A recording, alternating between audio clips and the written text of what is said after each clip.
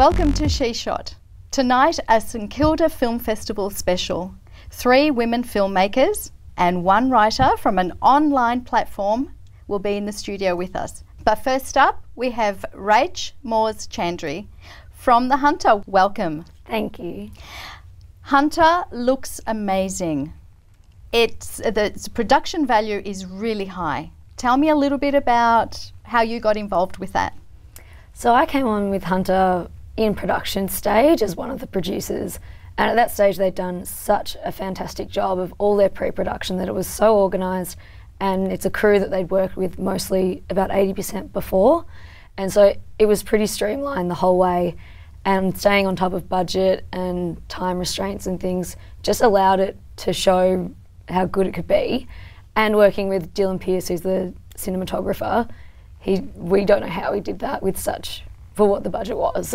Did you take on some specific allocated roles as a producer, and if you did, what were they? Yeah, definitely.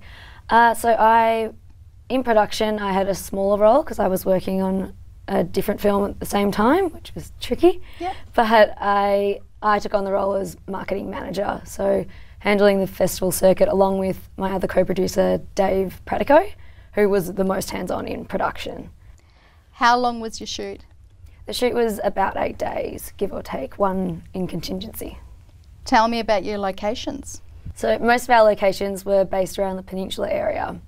From there we had a couple of different houses where we shot some of the interiors. We went to Fort Nepean, which is the climax at the end of the film, which was very tricky to get on the day, but it all came together, and it was all in Victoria, rural area.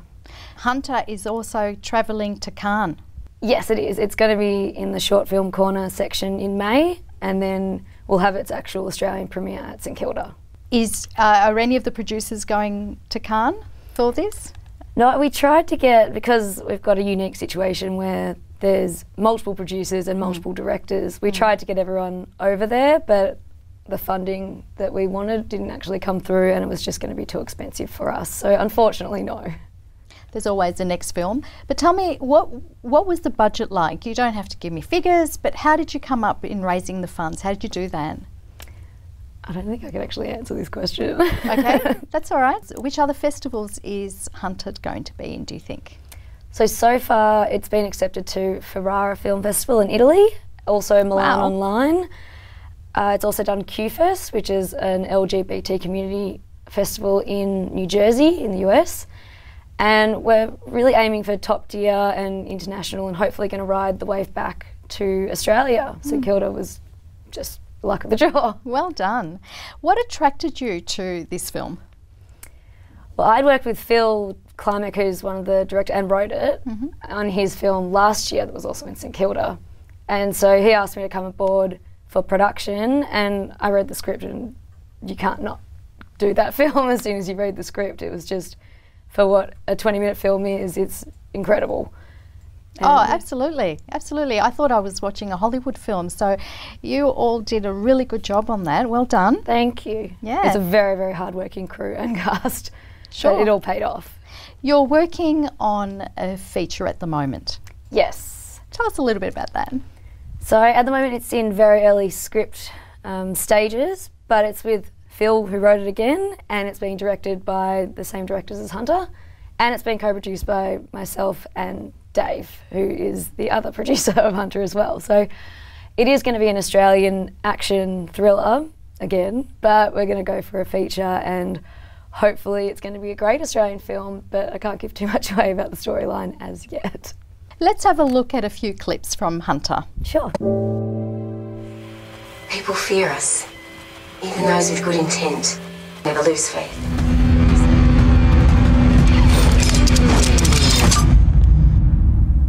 Where did you get the costumes?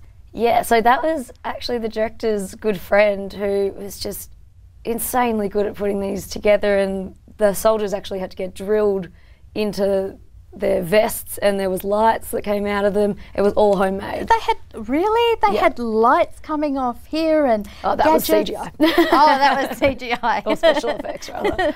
How long did post-production take then? Yeah, well, Hunter, before it started doing the festival circuit, actually made its way to Russia for special effects and back. So wow. Post-production was always going to be pretty extensive. Yep. Just so it was all perfect, and because you can't have effects like that in the film without having them 100%. Yeah. So that was something that Phil and Nick were really sure that they wanted to do right. Mm-hmm. So post-production, I think, was about 4 or 5 months. Are we going to see something at the screening at the end of the year with VCA? Well, actually, my graduate film VCA was shot last year, and it actually wasn't ready for the VCA screenings last year, so we're hoping to get it in this year. So hopefully there will be another one of my films out that we'll get to see. So that's Luke Morrissey's In the Light of Night. Do you see yourself moving at all from producing into directing or producing into writing? Definitely not. No. I think... No. Well, Phil and I always have the same conversation that we just go, how the hell do you do that? Like, I could never write, and he's like, I could never produce. So we stick to what we know. Thanks, Rach. If you want to see Hunter or any of the other films that we're going to talk about tonight, you can catch them at the St Kilda Film Festival, 19th to the 28th of May. Coming up next, an extraordinary filmmaker with 2 films in the St Kilda Film Festival. In the studio with us we have Marsh, writer, director and producer of Vacant and Pup Culture. Congratulations, on having both of the films in the St Kilda Film Festival Top 100. Let's have a look at Vacant.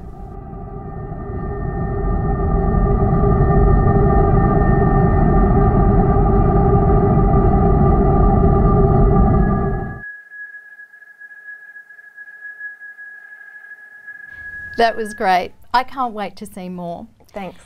Now, you did a lot of roles. Which one do you prefer? It's tough, but I think I really enjoyed the writing and the research side of that project and the directing. But also, I feel like with editing in documentary, you have a lot of creativity, and that's really where a story comes together. So I quite enjoy editing as well. Because I'm interested in documentary, a lot of the time, it's probably really important that a director knows how to edit, just because that's where often the story comes together. So, but I'm not sure, everyone does it differently. I personally like being able to know how to edit, and I feel like it really helps me to work out how the story's going to come together. But I'm very slow at it, I'm so slow at it, yeah. It's a very atmospheric film. How did you manage to achieve that? I was interested in the space and interested in making a film without dialogue. And I think the music really helps with the atmospheric side of it. And particularly I was interested in filming all of it at night, which I didn't end up doing. But I think I was very, very interested in filming the car park with all of its thousands of lights in the country at night time.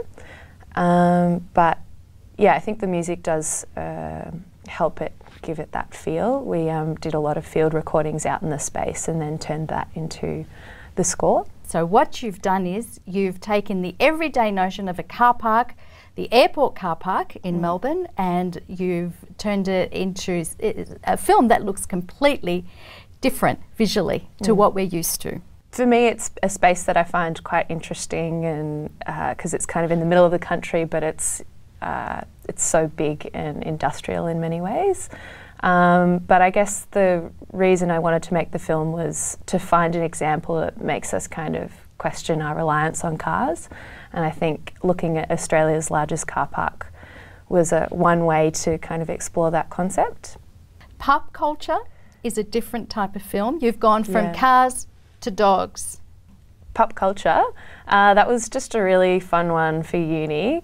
I initially wanted to make a film exploring some research about the fact that people look like their dogs, and so that was kind of where the concept started. But then I kind of went into the dog show community and met all these great characters and people and awesome dogs that it kind of just became a story about that instead. Let's have a look at it. Okay.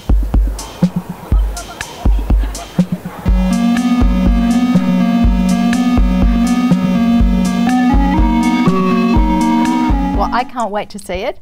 If people want to see your film and any of the other films in the top 100, St Kilda Film Festival have just given us a double pass to opening night. Check out our She Shot TV Facebook page for details.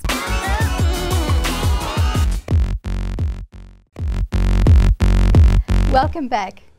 In the studio we have with us Penniston Bird, who is an esteemed filmmaker, writer, director and producer, has been in many international film festivals and is currently showing Goodnight Sweetheart at the St Kilda Film Festival. Welcome, Beck. Thank you.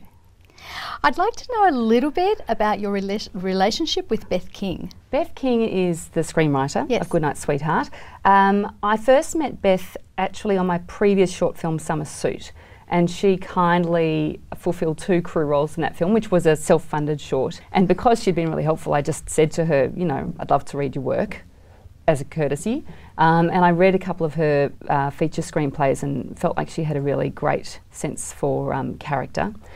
And I was keen to do another short, and so I just suggested that perhaps she create something for me. And she was initially hesitant about taking on a short film because she was very focused on features, but I just said, well, you know, actually, in some ways it's more of a skill to write a short film than it is a feature because there's a real craft to it. And so, and I think to start with, you know, I pitched it to her as I said, well, try just writing a scene, you know, a standalone scene. And she did that, and I think we then honed it over actually a couple of years. And I think she learned a huge amount about, you know, short film writing through that process. And I probably fine-tuned my own ideas about how to brief a short film screenplay for future. I was very clear up front that I wanted to create something for older characters.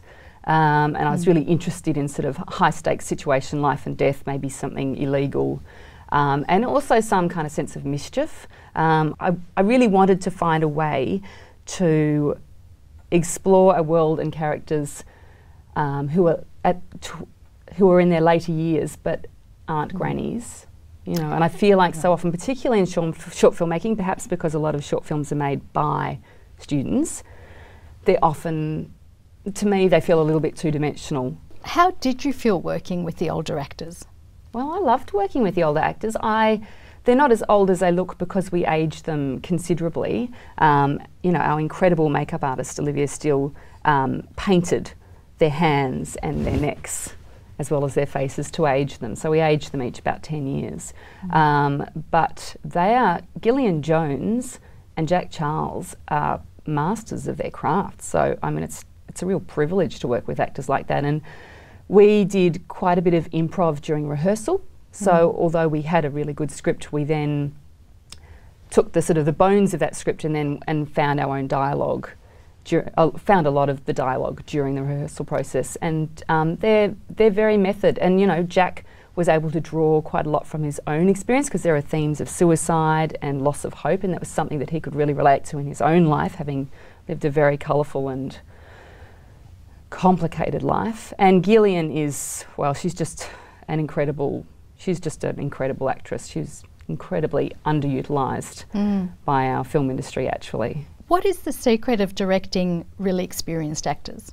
Well, I think directing every actor is different, and I think it really comes down to the kind of questions they ask you. So with Gillian Jones, she really wanted to, she had many questions, usually, you know, not so much in rehearsal, but more when we're on location and when we had costume and props and everything. She wanted a really sound explanation for why her character might be doing something or what her character would be doing. So I think it was partly about being ready with those answers, but also it's about getting out of their way, really, and letting them do their greatest work and giving them room to offer stuff. In the case of Jack, you know, he was obviously, he'd read the script and identified elements of that character that he related to himself. So then it was really, when we were in conversation about the character, I would then hear him say something and go, God, that's a fantastic line of dialogue, and just, is it okay if we use that, Jack? How much did that script change? The script changed so many times, but I think good scripts do. Once we got through the rehearsal period and on set, the dialogue had shifted quite substantially as well. The essence of the story hadn't changed, but for me, it's just really important to find dialogue that comes authentically from the actor. I love quirks and conversational quirks and unusual turns of phrase, and, you know, particularly with Jack Charles. He just, you know, there was a great moment in the film where I needed him to turn to the character Barb and just say something affectionate. And he said, "You're a brick, Barb." Never would have thought of that. And it's one of my favourite lines. But You're it's a also brick. some of the nuances that these actors portrayed in this film. I guess having just talked about my love of dialogue, I ultimately love no dialogue. So Well, I think it was successful. that's all. Thank you. I'm glad you feel like that, because I guess whenever I approach filmmaking, it's first and foremost from the point of view of just creating a mood and an atmosphere, and that's something that you should be able to just walk in and sense, you know, what's happening before anything's said. Where else is it going to be shown? It will be at the St Kilda Film Festival. What other film festivals are you hoping to have it in? We're waiting to hear. It's just had a couple of US screenings at Santa Barbara International Film Festival and Washington DC Film Festival. So we're waiting to find out where it will premiere in Europe, and hoping it will do more America, and also waiting to hear about Asia. So it's early days for the film. How do you choose a film festival? There are certain film festivals that I feel a real loyalty to. St Kilda is one of them, and MIF, Melbourne International Film Festival, is another, because they're festivals that have shown my work for quite a few years and always been really supportive, so they're kind of no-brainers. But I guess you try and look for a spread nationally and a spread internationally, and you know, you need to kind of finish the film, and then you start looking around at what deadlines are coming up and what you can submit. And then it's also complicated by the fact that certain festivals have premiere requirements. So, for instance, we can't submit to Venice Film Festival because we've screened elsewhere, and that knocks out our chances there. But, you know. Let's have a look at a few scenes from Goodnight Sweetheart.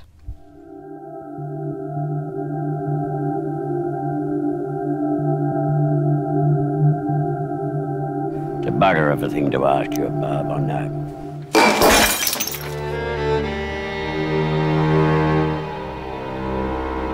I'm very much looking forward to seeing Goodnight Sweetheart at the St Kilda Film Festival. Thank you. But you're also going to be part of a panel.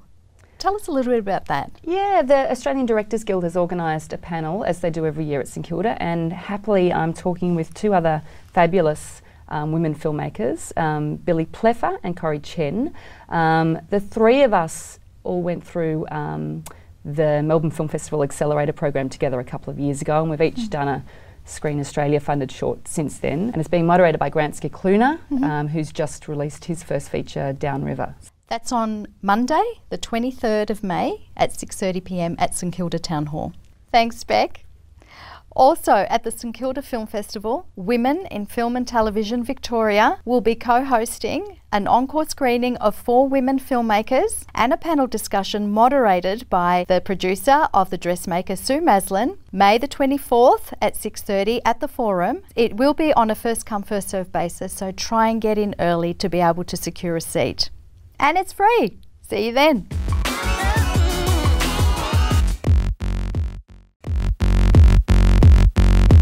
Welcome back. In the studio with us we have Carmella.